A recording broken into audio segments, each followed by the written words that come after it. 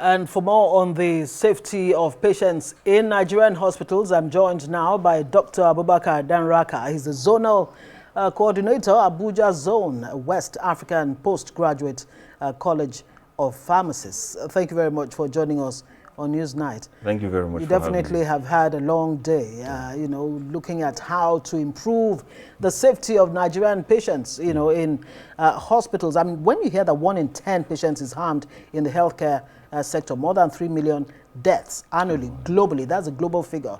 Do we have an accurate numbers of what the situation is in Nigeria?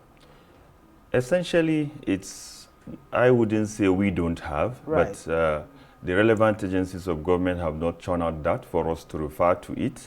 So as much as possible, we rely with the statistics from World Health Organization, right, which speaks to both the global north and as well as the low and middle income countries. Right. So the situation is very sad if 1 out of every 10 patients that attend to healthcare, that's conventional healthcare, is harmed. And also going ahead to say one out of 20 patients in low and income middle countries die as a result of unsafe care. That is very devastating. When we're talking about safety or safe care for every, it's the theme for this year is actually safe care for every newborn and every child, but it's beyond the newborns. Yeah. This also impacts the adults. What exactly are we talking about? What picture are we painting in terms of safety for every patient that walks into a hospital? The WHO is actually interested in the vulnerable population, right, because as much as possible, the newborn and the child that's less than 2 years cannot speak for themselves. As much as possible, more than 97% of the issues of the medication safety affect that vulnerable group. Right. As we stated during our seminar that we conducted and a study here in Abuja, interacting with 200 mothers to see how they actually reconstitute their oral suspensions, that is for anti-malaria and for basic antibiotic like cefuroxime. That study alone showed us that how many parents, how many caregivers reconstitute such important medication that is supposed to provide care to such a vulnerable group. Yeah.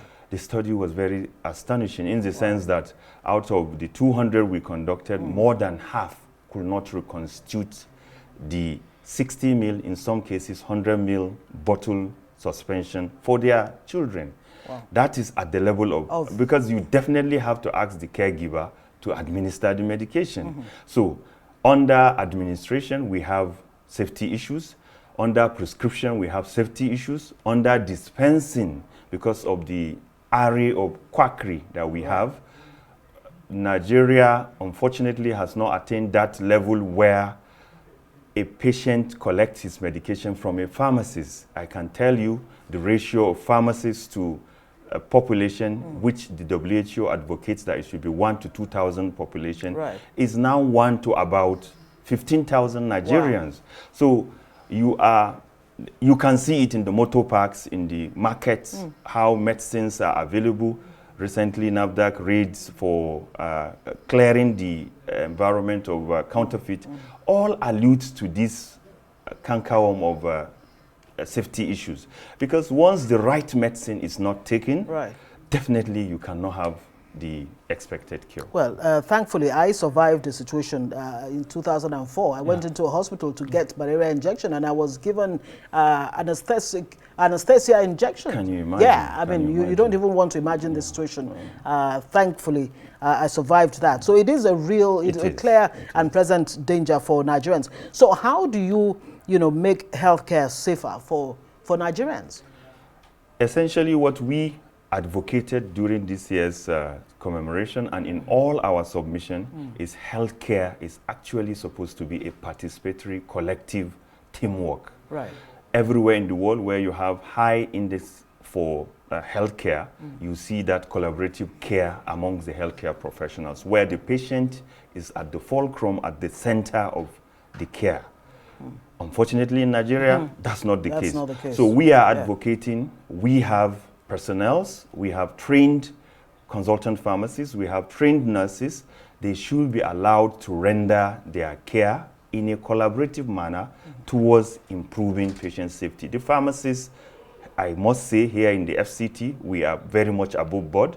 Our consultant pharmacists in those facilities where we have them, we undertake effective review of prescriptions. No prescription comes to us without checking to see incompatibilities and other interaction issues. And that's the beginning of patient safety.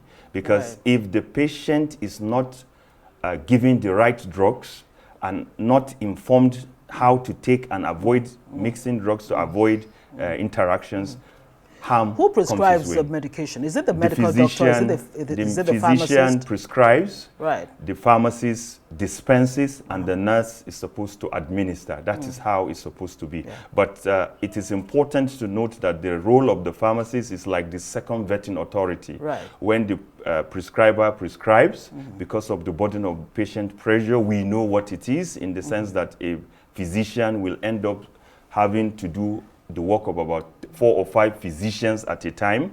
So there are a lot of human errors that come. So the pharmacist is actually like the gateway. He ensures that this prescription that is coming to be dispensed to the patient is optimal as it's supposed to be in terms of reviewing it for optimization of medication therapy. Where the problem is that lack of communication. A lot of studies have shown how in Nigeria, how the healthcare professionals, due to whatever reason, are not communicating to work towards this effectively for the safety of the patient. We'll have to leave it there, not to talk of the situation at the Aminu Kano, hospital in Kano State, where power outage, happened and that led to 3 deaths already. I mean, power outage during surgery, that's another matter entirely. And in ICU and yes, other and all of that. We'll have to say thank you very much. Thank you very much for the Dr. Abubakar Danraka is the Zonal Coordinator, Abuja Zone, West African Postgraduate College of Pharmacists.